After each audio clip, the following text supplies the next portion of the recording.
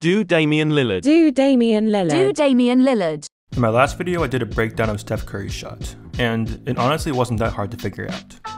But if Curry's shot is simple algebra, then Dame's shot is some kind of mean calculus. But let's give it a try.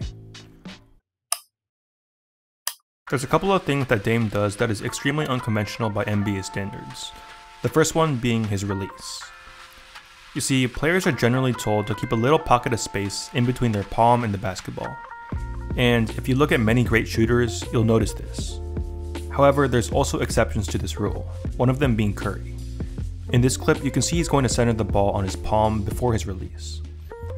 But if your prototypical shooter sits on this end of the spectrum and Curry sits here, then Dame is going to be like way over here. Because not only does he use his entire palm to shoot, but that's it. That's all he uses. In this clip, Dame is going to rise up, but before his release, he's going to literally take his fingertips off the ball and then roll it across his hand. You would think that this would negatively impact his accuracy, but Dame can pull it off effortlessly. Not only this, but by putting so much spin on the ball through his rolling motion, he's going to get much more softer touch when the ball hits the rim, contributing to more makes. But Lillard's eccentricities go much further. Another thing that separates volume 3-point shooters is their utilization of the one motion shot. It's why you'll never see Trae Young shoot a mid-range fadeaway, much like you'll never see Jimmy Butler hit a logo 3. And yet, Dame can do basically both.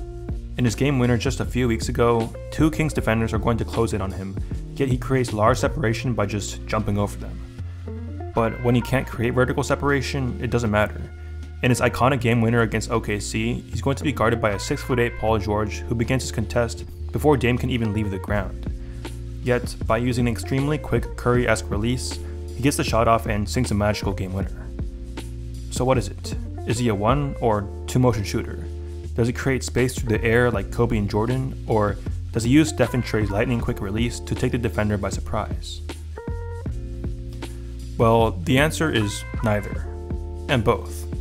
Lillard's shot exists in this weird region of the continuum where there's no one way to describe how he shoots.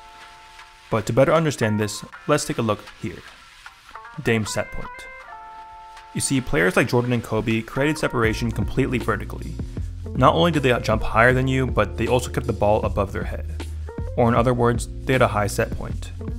Yet, Dame is going to operate much differently, consistently keeping his set point low regardless of where he's shooting. If you go back to that clip of his game winner, even though Dame is jumping over the defenders, he still keeps that ball relatively low to his head. And when you think about his role as a volume 3-point shooter, this makes perfect sense, because by pushing your elbow upward during the shot, you're going to get much more power from that upward motion. In fact, when you look at players like Steph and Trae, their elbows would initially point downward and then extend up during the release, giving them far more power.